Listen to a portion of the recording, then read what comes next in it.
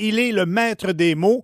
Pas sûr qu'il aime toujours les médias sociaux, mais il est très actif. Maître Frédéric Bérard. Comment ça va, Fred?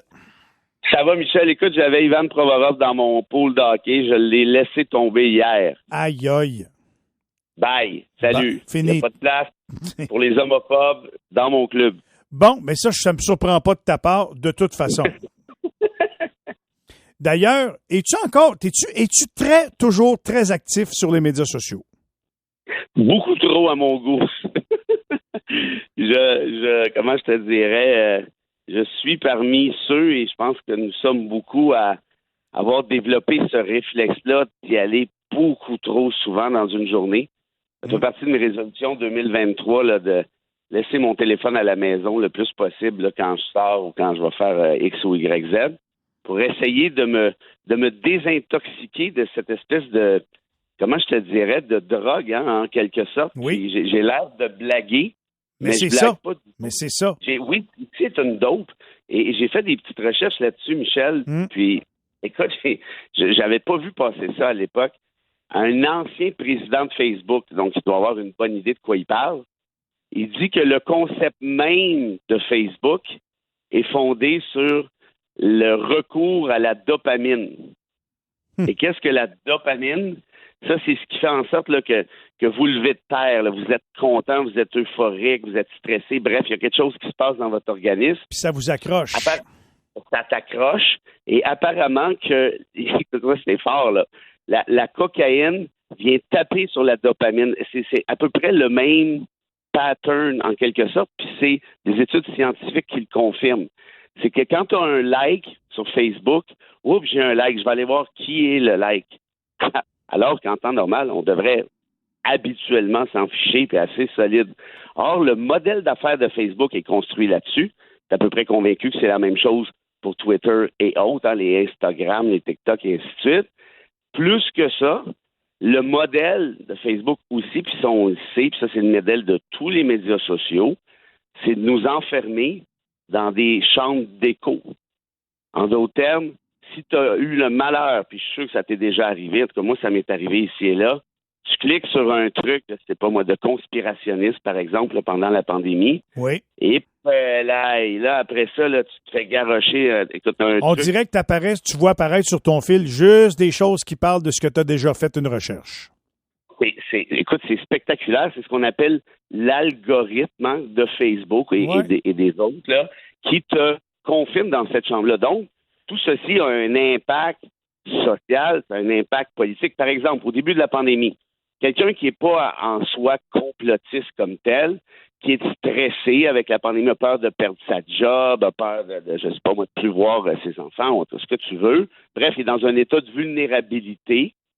Clique là-dessus, et là, on entend un wobbo à la cassette Trudel qui explique que c'est un complot, QAnon, puis Trump, puis puis les pédophiles dans Pizzeria à Washington, c'est toute la plaise. Attends une minute, que c'est ça, cette histoire-là. Et là, pataclac, t'en as un autre qui débarque, puis le lendemain, puis c'est comme ça que c'est construit, l'espèce de mouvement complotiste en rapport à la pandémie. C'est du fait de ces médias sociaux. Évidemment, il y a toujours eu des théories du complot bien avant les médias sociaux, ça va de soi, mais ceux-ci galvanisent, hein, toute cette espèce de... Ils se sont trouvés un véhicule à 4 roues pour aller plus vite, pour trouver du monde. Bang! C'est en plein ça. Super métaphore, c'est en plein ça. Parce qu'une fois que tu es dans ta chambre d'écho, ça le dit, chambre d'écho. Donc, tu gueules, le son te revient, mais tu n'as jamais de contre-discours pour peut-être t'amener un autre type de lumière. Tu as dit, mais non, c'est pas ça. Et là, après ça, arrive un moment donné où ces gens-là, tu es incapable de les extirper de tout ça. Moi, l'autre affaire que je me pose par rapport aux médias sociaux, c'est l'impact. Donc, en fait, c'est un peu la suite logique de ce que je viens de te dire. C'est l'impact purement politique. Je pose une question à plusieurs, puis je vais te la poser à toi. Est-ce que Donald Trump aurait été élu président des États-Unis en 2016 sans Twitter? J'ai envie de dire qu'aux États-Unis, il y a tellement de fervents qui sont d'accord avec lui, puis ça me renverse de te dire ça ce matin. Je suis pas sûr qu'ils sont tous sur Twitter dans les campagnes, tu comprends? Je suis pas certain. Ouais. Mais je vais dire oui parce que je trouve que c'est ça qui a amplifié son message. C'est ça. Tu sais, à 70 millions d'abonnés, là, on s'entend qu'il y en a de l'extérieur des États-Unis, là. Oui. Mais ça commence à être du monde à la messe. Là. C'est 2 fois le Canada, pratiquement, là. T'imagines-tu? Pas d'allure. Ceux qui suivent ce gars-là. Et là, des études ont démontré que Donald Trump mentait en moyenne 22 fois par jour. 22 fois par jour. Ouais. Par jour, pas par mois, par jour. Tu commences à en faire, ça, sur 365 jours de la bullshit. Chance qu'il n'est pas Pinocchio, hein? Tabarouette. Les traverse. Tu te rendrais au Wyoming. Mais une fois que tu as dit ça, toi, tu es exposé 22 fois par jour à cette bullshit. Et là, encore un peu, hein, le même pattern des chambres d'écho, tu finis par y croire. Puis là, tu n'en sors plus. Là, je te parle de Trump, on pourrait parler de Bolsonaro, on pourrait parler d'Orban en Hongrie, on pourrait parler de plusieurs autres. L'autre problème avec les médias sociaux, c'est, puis ça, celle-là, il est beaucoup plus social que politique. Nos jeunes, Michel, là, les ados, puis ça, j'ai lu une étude là-dessus qui était sortie en 2019, celle-là, si je ne me trompe pas. Et il y en a d'autres qui commencent à sortir. Là. J'ai une amie psychiatre qui m'a expliqué que la recherche est en train de se faire. On va récolter les fruits de ces recherches-là là, incessamment. Mais toujours est-il qu'il y en a une en 2019 qui dit que les médias sociaux ont un impact énorme sur les adolescents et pas dans le bon sens du terme. Ils ont des comment est-ce qu'on appelle ça, de l'anxiété de performance, hein, par le jeu des comparaisons. Comment se fait-il que lui ou elle a tel vêtement, lui ou elle fait tel voyage, lui ou elle est plus beau et plus belle, lui ou elle, bon, et ainsi de suite. Puis on le fait de nous autres aussi, hein, à une autre échelle, mais imagine quand t'es ado, avec toute l'insécurité que ça comporte parfois, de passer X heures par jour là-dessus. C'est-à-dire, ça crée des dommages importants. Puis moi, l'autre question que je me pose enfin, c'est la suivante. C'est que ça nous donne quoi, au fait, tout ça? Ben, au bout du compte, là, des fois, ça peut aider. Il y a des situations où les médias sociaux ont aidé. Je pense à quelques éléments dans les nouvelles où on cherchait des gens, on avait besoin de réseauter pour avoir de l'information, pour retracer quelqu'un, etc., etc. Oui, mais il y a tellement de cochonneries inutiles là-dessus que des fois, je me demande si je fais le poids entre le pour et le contre. On serait-tu pas mieux de tout annuler ça, les médias sociaux, tu sais? Ben, écoute, je prône pas ça parce que je sais que ça arrivera pas.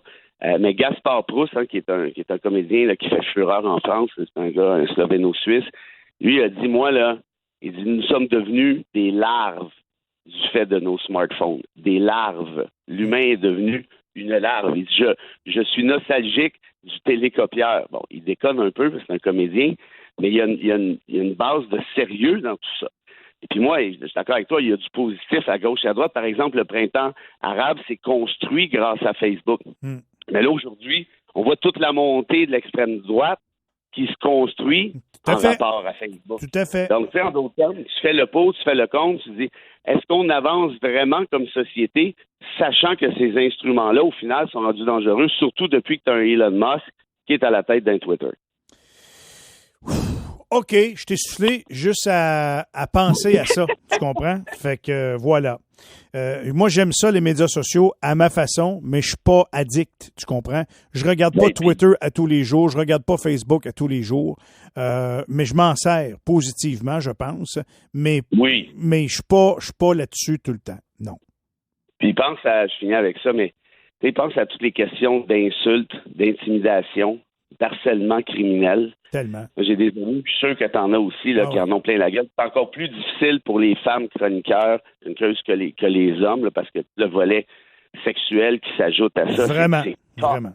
C'est tough. Puis, dans tout le palmarès des insultes, je te laisse penser à la pire que tu as reçue. Moi, j'en ai reçu après, à chaque semaine ou à peu près depuis 10 ans, depuis que je fais des médias, mais celle-ci est spectaculaire. Je sors d'un débat à TVA et on m'envoie ce message, Michel. Toi, mon gros tabarnak, on va t'envoyer dans l'État islamique pour te faire couper la tête, pour t'apprendre à réfléchir. Ouais. C'est le fun. Ça, quand tu sors d'un débat, hein, c'est... Puis ça, celle-là me fait rire parce que couper la tête pour apprendre à réfléchir, je trouvais ça quand même un peu particulier. Moi, il y en a un après avoir dit à radio que j'avais trouvé que Piquet Souban avait joué un mauvais match puis qu'il semblait traverser une mauvaise passe puis qu'on parlait plus de lui quand il dérangeait, quand à l'époque où il était avec le Canadien, il dérangeait plus il semblait déranger plus ses coéquipiers qu'autre chose. Il y a quelqu'un qui m'a écrit « Sale fils de pute, ta mère est une pute et un jour, tu ne me verras pas arriver par derrière, mais je vais te tuer. » Ah, c'est merveilleux, ça, c'est super. Ça, c'est évidemment. Oui, un jour, en sortant de ta station, tu es sur la rue Mont-Royal, tu me verras pas arriver par derrière et je vais te tuer. Merveilleux. Des beaux cas d'SPVM. Je vais t'éclater la cervelle. Et la police est allée cogner à la porte chez lui le lendemain. Ouais. Ah, ils l'ont fait. Ah bon, super. Ouais. Mais ça, c'est clairement une menace de mort, de toute évidence. Oui. Mais tout ça pour un commentaire sur le hockey, c'est ça? Oui, tout à fait. Hey, Fred, le temps presse. Oui. As-tu une citation ce matin? J'en ai une très belle pour toi. Elle est un peu plus longue qu'à l'habitude. C'est du Montaigne. Je te fais ça vite. Tu te rappelles, on parlait lundi de notre rapport à la nature. Oui. Je suis tombé sur cette petite perle. J'ai dit, il faut que je laisse ça à Michel, même si c'est un petit peu plus long. Écoute bien ça. Que de toutes les vanités, la plus vaine, c'est l'homme. Que l'homme qui présume de son savoir ne sait pas encore ce savoir. Et que l'homme qui n'est rien, s'il pense être quelque chose, se séduit soi-même et se trompe. Qu'il me fasse entendre par l'effort de son discours sur quel fondement il a bâti ces grands avantages qu'il pense avoir sur les autres créatures. Qu'il lui a persuadé que ce branle admirable de la voûte céleste, la lumière éternelle de ses flambeaux roulant si fièrement sur sa tête, les mouvements épouvantables de cette mer infinie, soient établis et se continuent tant de siècles pour sa commodité et pour son service. Est-il ridicule? Est-il possible de rien imaginer si ridicule que cette misérable et chétive créature, qui n'est pas seulement maîtresse de soi, exposée aux offenses de toutes choses, se dise maîtresse et impératrice de l'univers? On n'est pas si grand que ça, finalement. Hein? C'est un peu ça que Montaigne dit, puis il a écrit ça au 16e siècle. Je pense que des fois, les classiques, ça sert à ça, réfléchir un petit peu plus loin que le Facebook puis la nouvelle photo de sushi sur Instagram. Quand on pense tout savoir, voilà. Fred, merci beaucoup, encore une fois, du partage.